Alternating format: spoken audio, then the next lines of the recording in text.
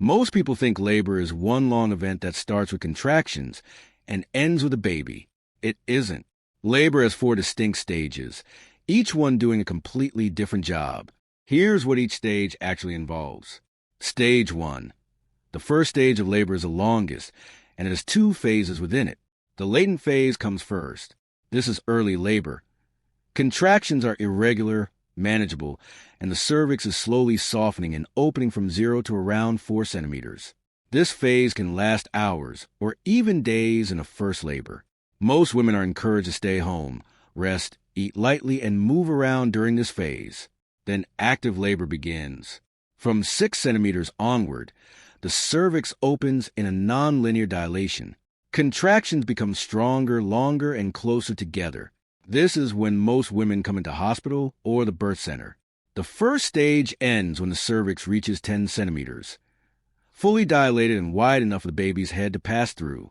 Everything that happens in the first stage has one objective: open the exit.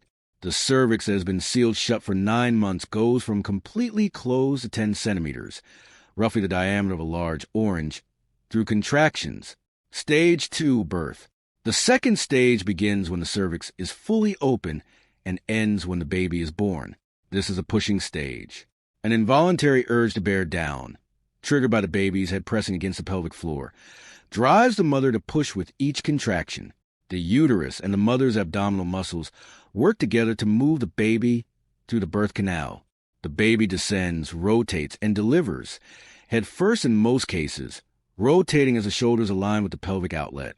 In a first labor, this stage typically lasts 1 to 3 hours, and up to 4 hours if you have an epidural.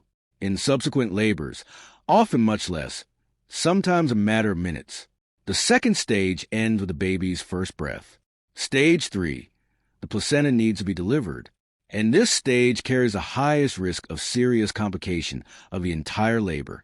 The uterus continues contracting after birth, separating the placenta from the uterine wall and pushing it out. The site where the placenta was attached is a wound the size of a dinner plate, with open blood vessels that need to be sealed immediately. The uterus does this by contracting powerfully, squeezing the blood vessels shut from every direction at once.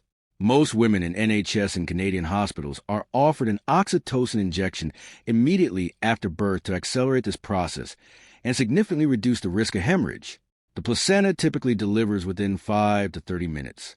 The third stage ends when the placenta is fully delivered and examined, checked carefully to ensure no fragments remain inside, which will prevent the uterus from contracting fully. Stage 4, recovery. The fourth stage lasts for the first 1 to 2 hours after delivery. During this time, the uterus must remain firmly contracted to keep the blood vessels at the placental site sealed. The mother is monitored closely.